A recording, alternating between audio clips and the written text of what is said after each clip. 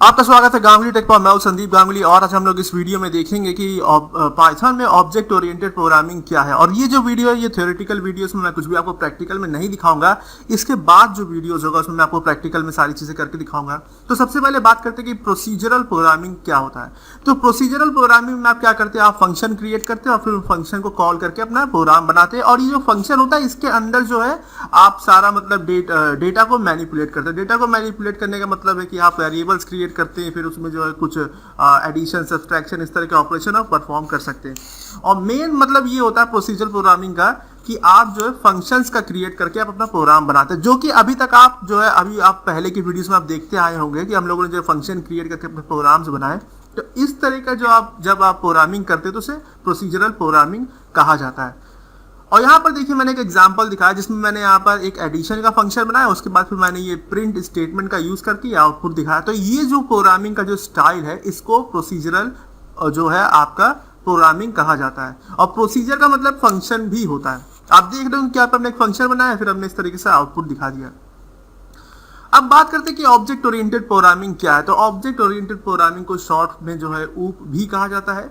और इसमें होता ये है कि आप जो होता है वेरिएबल्स लेते हैं और आप फंक्शंस को लेते हैं और दोनों को जो है आप कंबाइन कर देते हैं और इससे जो है आपका एक क्लास क्रिएट होता है। और फिर इस क्लास की मदद से आप ऑब्जेक्ट्स क्रिएट करते हो, फिर अपना इन ऑब्जेक्ट्स के थ्रू क्या करते हैं आप इन जो फंक्शंस है उन्हें कॉल कर सकते हैं, डेटा का यूज कर सकते हो। तो जब आप इस तरीके से प्रोग्राम बनाते हैं तो उसे जो है ऑब्जेक्ट ओरिएंटेड प्रोग्रामिंग कहा जाता है।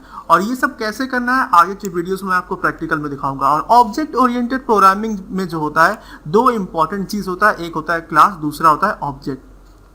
तो क्लास जो होता है वो आपका डेटा टाइप की तरह होता है, जैसे कि इंटीजर एक डेटा टाइप है आपका या स्ट्रिंग डेटा टाइप है। इसी तरीके से क्लास को भी आप एक डेटा टाइप की तरह समझ सकते हैं। और फिर आप इस डेटा टाइप का यूज करके जो वेरिएबल्स क्रिएट करते हैं उनको ऑब्जेक्ट्स कहा जाता है। और अब हम लोग फिर नेक्स्ट देखते हैं कि फील्ड्स और मेथड क्या होता है। तो जब आप किसी क्लास के अंदर वेरिएबल्स क्रिएट करते हो तो उनको जो है फील्ड्स कहा जाता है। और जब आप किसी क्लास के अंदर फंक्शंस क्रिएट करते हो तो उन्हें मेथड्स कहा जाता है।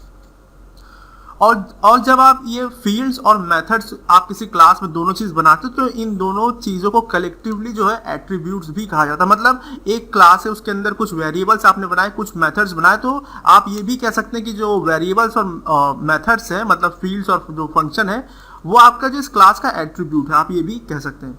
तो अब जो है हम लोग आगे की वीडियोस में हम लोग ये सारी चीजें हम लोग प्रैक्टिकल में करके देखेंगे। और अभी तक अगर आपने मेरा चैनल सब्सक्राइब नहीं किया तो कर लीजिए, जिससे कि सारे फ्यूचर अपडेट्स आप तक पहुंचते रहे। और ये वीडियो देखने के लिए आपको धन्यवाद।